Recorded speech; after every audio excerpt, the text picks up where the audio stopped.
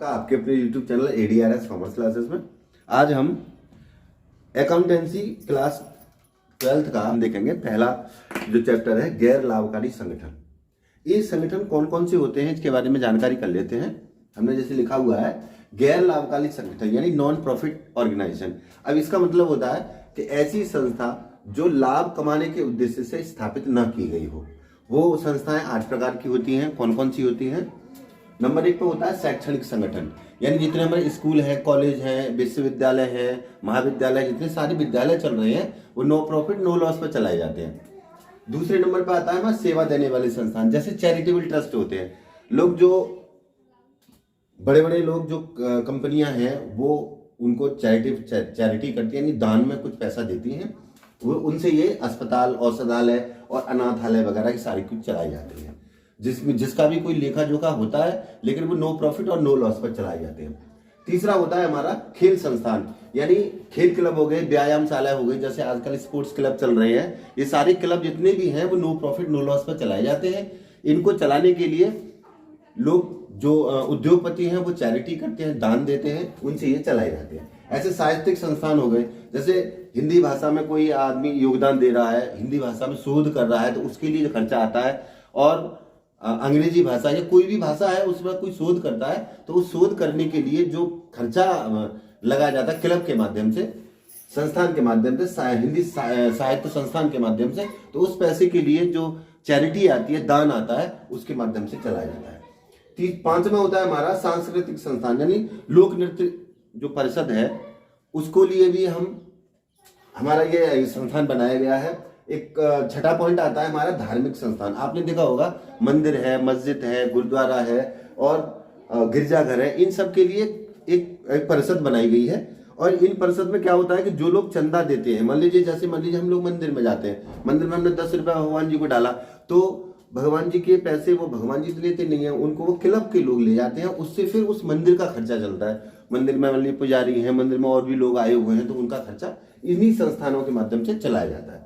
तीसरा होता है सामाजिक संगठन, जैसे हमारी पुस्तकालय, जगह जगह पर आपने देखा होगा कि लाइब्रेरी खुली हुई है। अब लाइब्रेरी खुली हुई है तो लाइब्रेरी चलेगी कैसे? भाई किताबें आएंगी, वहां पर अखबार डेली आएगा, तो उसके खर्चे के लिए ये संस्थान बनाया गया है। और अब लास्ट हमारा होता है मनोरंजन संस्थान, जैसे जितने खोले हुए हैं बियर बार जितने भी होते हैं, मनोरंजन के नाम पर खोले जाते हैं, ये भी हमारे यहाँ पर नो प्रॉफिट नो लॉस पर ये चलाए जाते हैं। अब हम देखते हैं कि ये सारी चीजें करने के बाद में हम लोग चलते कैसे हैं इन संगठन को, हम संगठन का ये अकाउंट वगैरह हम किस तरीके से बनाते हैं। इसका जो खाते होते हैं उनके केवल एक खाता होता है इनके यहाँ पर, उसे कहते हैं हम प्राप्ति और भुगतान खाता। अब प्राप्ति भुगतान खाता क्या होता है? जैसे हम कैश अकाउंट बनाते हैं कि नॉर्मल संस्थान में हम कैश अकाउंट जैसे बनाते हैं, सेम ये प्राप्ति और भुगतान खाता बनाया जाता है। इसको बनाने के लिए हमारा परफॉर्मा दिया हुआ है। आपकी एक किताब है, किताब है, इसमें पेज नंबर है 4, इस पर एक परफॉर्मा बनाया हुआ है रिसीव और पेमेंट का। चैप्टर जो पहला है इसका गैर व्यावसायिक संगठन का। अब जो इसका क्वेश्चन नंबर 1 देख लेते हैं। क्वेश्चन नंबर 1 क्या है? सबसे पहले इस क्वेश्चन को पढ़ लेते हैं। निम्नलिखित जानकारी से इंडियन स्पोर्ट्स क्लब का 31 मार्च 2020 को समाप्त वर्ष के लिए प्राप्ति भुगतान खाता तैयार कीजिए। क्या क्या करना है? प्रारंभिक रोकड़ शेष दी हुई है 1,01,000 की। सदस्यता शुल्क दी हुई है 18-19 की 40 रुपये, 19-20 की दी, 20-21 की। फर्नीचर खरीदा 800 रुपये का। प्रवेश शुल्क दी हुई है 230 की और अन्य आय दी हुई है 100 रुपये की। और दान दिया हुआ है 700 रुपये का और ऋण ब्याज चुकाया इन्होंने 40 रुपये का। अन्य व्यय निम्न प्रकार हुए हैं, देखिए 18-19 में 200 रुपये और 19-20 में इनका हुआ है 240 रुपये। अब वो कह रहे हैं कि आपको रिसीव एंड पेमेंट अकाउंट का इस तरीके से बना लेंगे। अब इसके बाद में सबसे पहले हम लिखेंगे यहाँ पर टू बैलेंस BD, कोष्टक में लिखेंगे कैश इन हैंड।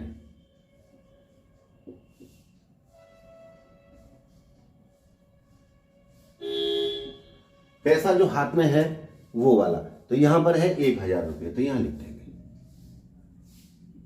अब जो जो प्राप्तियां हुई हैं वो यहां लिख देंगे और जो जो भुगतान हुए हैं वो यहां लिख देंगे। बस इतनी सी बात है।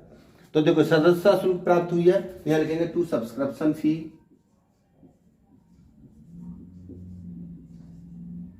कब कब की है, देखो 18 19 19 20 20 21, 2018 19 2019 20 और 2020 21, इनकी कितनी कितनी है, 40 400 और 30, 40 रुपये ये है, 400 ये है और 30 रुपये ये है, तो हो गया 470 रुपये। ठीक है। तो उसके बाद कह रहा फर्नीचर क्रय किया तो भुगतान किया होगा, तो यहां लिखेंगे बाई फर्नीचर परचेज, तो कितने रुपए का है, 800 रुपए का, तो यहां लिख दीजिएगा 800 रुपये। उसके बाद प्रवेश शुल्क प्राप्त हुई to entrance fee, entrance fee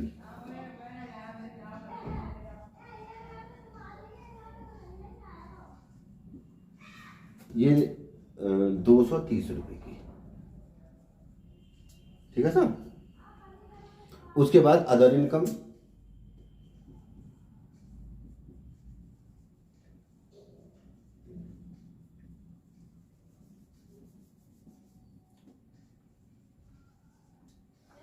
other income हो गया साहब हमारी 100 रुपये और दान हो गया 700 रुपये। डोनेशन,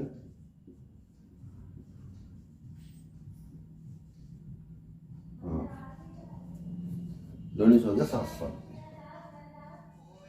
उसके बाद में देखिए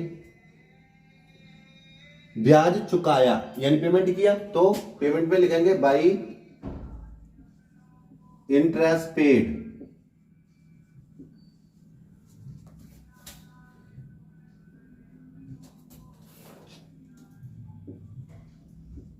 टू लोन 40 रुपये। ठीक है। उसके बाद है हमारा अन्य व्यय चुकाए to other by other expense,